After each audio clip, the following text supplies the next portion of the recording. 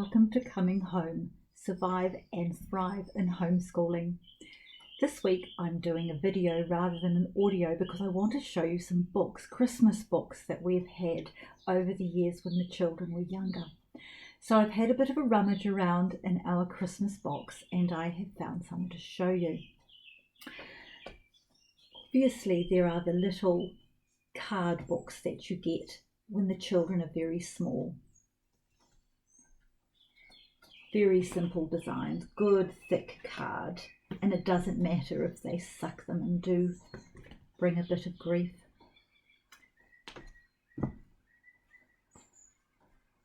This is a simple golden book, The Nutcracker.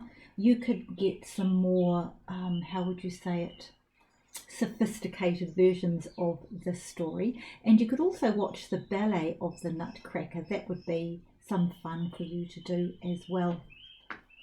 So each year when the Christmas season would start to come around in our house, we would usually go and choose a new Christmas book from the shops, buy it, read it to the children, and work our way through some of the other Christmas books that we always had. The criteria I had when I was looking for books to buy the children to read was that preferably in some way it would reflect the true meaning of Christmas. Lovely story, well written I mean. The artwork, preferably beautiful artwork. And not very much of Father Christmas or Santa as we usually refer to him down here in New Zealand. Not because we believed Santa was wrong or anti-Christian, it was just that my husband and I had decided quite some time ago that Santa would not feature very highly in our family life. We would prefer that they learnt the true Christmas of the true story of Christmas, that is the coming of Jesus the Messiah. And Father Christmas or Santa was to take a bit of a background place and no more than a fictional character. We did not take our children to sit on Santa's knee. We didn't have gifts that were from Santa.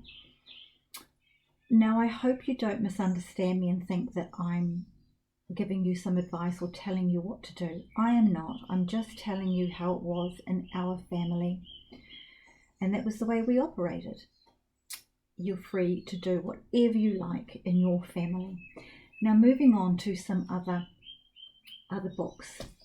This one here, Jesus Christmas Party by Nicholas Allen. An absolute delight. If you're looking for a play perhaps to do at church or in a classroom, or just something to finish off the end of the year with your homeschooling, this is ideal. I've seen this one done in a church, and it just starts off, there was nothing the innkeeper liked more than a good night's sleep. But that night there was a knock at the door. "No room," said the innkeeper. "But we're tired and have travelled through night and day. There's only the stable round the back. Here's 2 blankets. Sign the register." So they signed it, Mary and Joseph. Then he shut the door, climbed the stairs, got into bed and went back to sleep. Then there was another knock at the door. "Excuse me, I wonder, could you lend us another smaller blanket, please?" And then all through the book, see, he's getting very grumpy, stomping back up the stairs, back to bed. And he keeps being woken up by other visitors who are looking for the newborn baby. And it goes all the way through the book, and he gets madder and madder. There's the 3 kings arriving at the door and he's yelling at them round the back, and they get a fright, of course. And then the angels start to sing. Right, that does it. Now he's really mad. So off he goes, stomps down the stairs, slams the door. And what does he find around the back? I'm not going to read any more of that because that is a beautiful book for you to try and get hold of.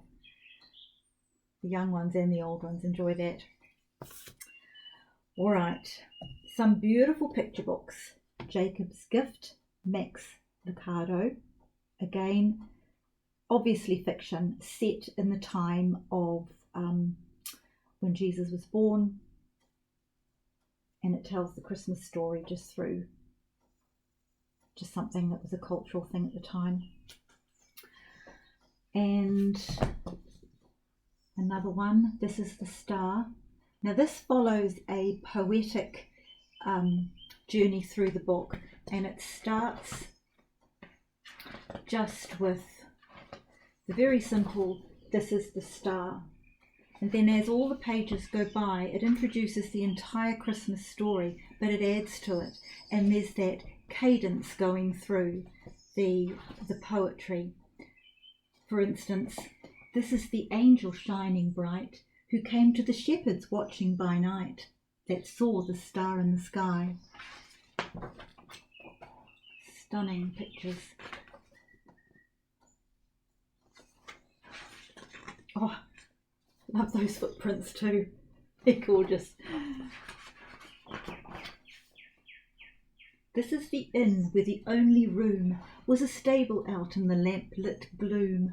For the donkey and his precious load, who trudged the long and weary road, looked on by the angel shining bright, who came to the shepherds watching by night, that saw the star in the sky. So you can feel the rhythm and the cadence of the story, the poetry moving through that. And I strongly encourage you to put any kind of self-consciousness to one side when you're reading these things with the children and just enjoy the rhythm of it. And then, of course, where have we got here? There was an absolutely lovely one that I wanted to show you here. Oh, I love this one. So here are the three wise men. Traditionally, they were from different cultures, and look at the look on their faces. And by this time you can see the story, the poem is gathering in content and in pace, but always finishing with that little line at the end that probably by the end of the book the children are getting really familiar with, and you could probably stop and let them finish that sentence. So that's another one. Now, the last one, which was a favourite in our house, The Christmas Miracle of Jonathan Toomey. Set in the 19th century, I would imagine, going by the picture work in here. I'll read you out of the, look at that while I read that. When the widow McDowell and her son Thomas knock at Jonathan Toomey's door one winter's day, they receive a frosty reception. For Jonathan keeps himself to himself. Mr. Gloomy, the children call him. What no one knows, though, is that once he was a happy man with a wife and baby, and that it is grief at their deaths that has made him so hard and cold. Would the carver make a set of nativity figures for Christmas, the widow asks, and could her son watch him work? When, albeit gruffly, Jonathan agrees to her requests, it is the beginning of a miracle that will see the warming of his sad, chill heart. Alright, that was all of the big picture books I could find. Now, this is another book that we read every year. It was such a favourite in our house. It is a small novel, but if you started early enough, just divide the chapters up by the amount of days, or just sit down and binge read the whole thing as a complete story. It's very good. I'm not sure if there's been a movie made to this or not. It was written in the early 70s. If there is, I suggest you read the book first, then go to the movie, because you know what it's like. They always take licenses. The Herdmans are absolutely the worst kids in the history of the world. Already you know this is going to be a good book. They lie and cheat and steal and smoke cigars, even the girls. They talk dirty, hit little kids, cuss their teachers, set fire to Fred Shoemaker's old broken down tool house, and take the name of the Lord in vain. So no one is prepared when the herdmans invade church one Sunday and decide to take over the annual Christmas pageant. None of them had ever heard the Christmas story before. Their interpretation, the wise men are a bunch of dirty spies and Herod needs a good beating, has a lot of people up in arms. But the actual pageant is full of surprises for everyone, starting with the herdmans themselves. I love this book. It's a bit tatty, just evidence of a book well read. Now, before I go on to some more books, there is also, you can read the Christmas story straight out of the two Gospels, Matthew and Luke. Now, what have I got here? Another book that would be worthwhile you're looking at would be A Christmas Carol. I haven't got that one with me. It's tucked away on a bookshelf somewhere. But I've just seen a really good idea come through just this morning, actually, that I'm seriously thinking of doing. Of reading A Christmas Carol to the days of the Advent. Advent starts the fourth Sunday before Christmas Day. So that means it's this next coming Sunday. So it's a week today. So I am going to give some serious thought to dividing up the amount of chapters for each day going through into Advent so that you can listen to them, play it to your children. There's also Handel's Messiah. You can get some really lovely biographies written for children about George Handel, and then of course read the story behind Messiah and how he came to write it and just the outcome of it and why we go to the it's not a play, it's not a concert, it's not really an opera either. Why we go to see Messiah so regularly and why it is so popular. And my husband and I are going to see it again this year. It's been a few years since we've been and we're very much looking forward to it. Now, other books that would be of interest to you that have some Christmas stories in them, and these ones, I read these, I should say I taped them last year, and you can find them, well, the ones that are in the public domain, the Christmas storybooks from the Little House on the Prairie series are all in the public domain, so there's no copyright difficulties in recording them. So inside my YouTube channel, the Coming Home one, there are 3 stories I recorded. I've got Mr. Edwards Meets Santa Claus. Now that one has had more than 3,000 views. So there's something in that particular story or book that must have been of particular interest to, I'm assuming, a homeschool group, because it looks to me like it just got passed around. And then I have recorded another story from the Plum Creek book and The Little House in the Big Woods. They should all be able to be found inside the channel. I'll double check that they're not embedded anywhere, making them difficult to find. I will put the links, in the description box. I also recorded last year How the Grinch Stole Christmas. One of the stories out of James Herriot was The Christmas Kitten. I'll just quickly show you some of that. The Christmas Day Kitten. And again, the artwork in this version of James Herriot. I recommend that you try and find the entire series to the James Herriot books. Not only is it a piece of history, because these were written and based on when James Herriot, which is a pseudonym, left vet school and went out, and it was during the Depression years and how he came into a veterinary in Yorkshire that took him on. He was a Scottish author. So you're reading history at the same time as delightful stories. Some of them sad, many of them just funny, and all of them just so well written. You'll never regret getting the James Herriot series. And this one takes some, what are they called? Treasury for children. They've gone through and handpicked some that they felt would be best for children. But this time there are stunning illustrations in it that do actually reflect the era in which this was written. Life on the farms, the life for cats. Like there, for instance, you can see in the background the typical kitchen in a Yorkshire farm that's got the big wooden fireplace behind, pre-electricity time, certainly out on the farms anyway.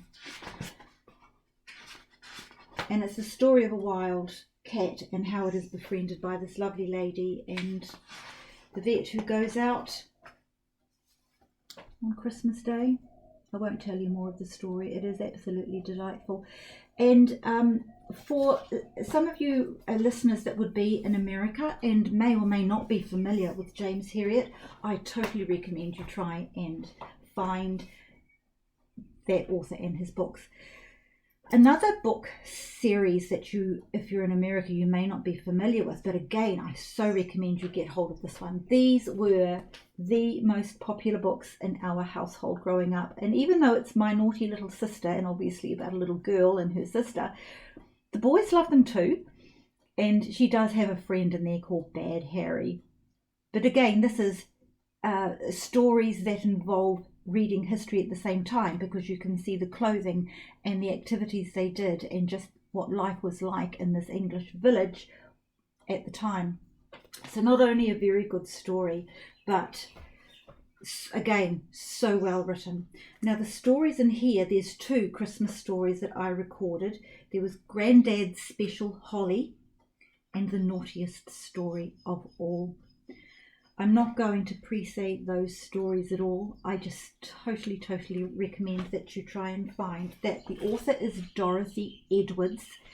The illustrator in all of her books is Shirley Hughes, who was a renowned children's author herself. And now I'm reading these stories to my own granddaughter and she just loves them, especially the Bad Harry stories. Now, those recorded stories I did last year, the 2 from My Naughty Little Sister, the Herriot story and The Grinch, because they're subject to copyright, I did get the publisher's permission last year to broadcast those, and they kindly did grant me permission, but to release them again this season, I will have to ask permission again. I'm really hoping that they say yes again, but we will see. I'll let you know about that. Now, this is just a small range of fabulous Christmas stories that you can read with your children for this time of year. Now, moving into just a brief mention of Advent. Oh, before I do, the other book that you might like to include in some of your Christmas reading could be The Lion, the Witch and the Wardrobe, because it's got a section in there about Father Christmas who meets the children. He knows them by name. He gives them gifts. Now, what is Father Christmas doing in C.S. Lewis's books? I don't know, but I did enjoy having a bit of a look around the internet to see if there was any kind of explanation as to why. Apparently Tolkien and some of his literary friends tried to discourage him from including it in the Narnia series, but Lewis just went ahead and did it. So I'll leave you to do your own research about that, except that it's more than what you think it is. Now, Advent. All right, so Advent for this year, 2022, begins Sunday the 27th. Now, you don't have to be Christian to enjoy Advent. Just observing some of the Advent, you can go right down to light the correct candles, the colour candles for each week. Or you can just use this as a time when you start to slow down your busy year and start focusing on finishing up and looking forward to Christmas. And for those of you who do have a Christian faith, this gives you the chance to just start trying to step away from the busyness, the inevitable consumerism that goes with this time of the year, and to help you focus. That's the purpose of Advent. It's a tradition a ritual. And I have spoken before about the importance of rituals and traditions. And just simply put, the purpose of a tradition or a ritual is that it tends to create the reality it represents. So in this case, Advent is representing the season of Christmas and all that goes with it. And as you follow through the Advent and you read some of the scriptures that go, it tends to create in you the reality of what the Christmas season is. So we had, for the children when they were growing up, we didn't actually get those ones with the, you know, the chocolates in them and things, mainly because the chocolates always taste so, well, they taste of nothing really. So we bought this one fairly early on, and you can see it's pretty old. One of the doors have fallen off. And sometimes my mum would give the kids a traditional Advent calendar that did have the chocolates in it, but you had to go to a Christian bookshop to find an Advent calendar that has the little windows to open up. So the children would take turns in opening a window. We would find that particular scripture, which was generally only a small verse, and then they got to choose the chocolate, and they'd all take turns. This one goes from the 1st of December through to Christmas Eve. So that became quite a special tradition for the children as they were growing up. I think that's probably about it for Christmas books. I'm sure you have also got some, and if you would like to recommend some for others to include in their Christmas reading, please, I'd really love it. And so would others if you pop them down in the description box below. All of these books, if they are still available and in print, I will link in our web store. And as ever, you can find resources. You can contact me on our website, cominghomeinfo.com. And I hope you have a lovely week. See you later.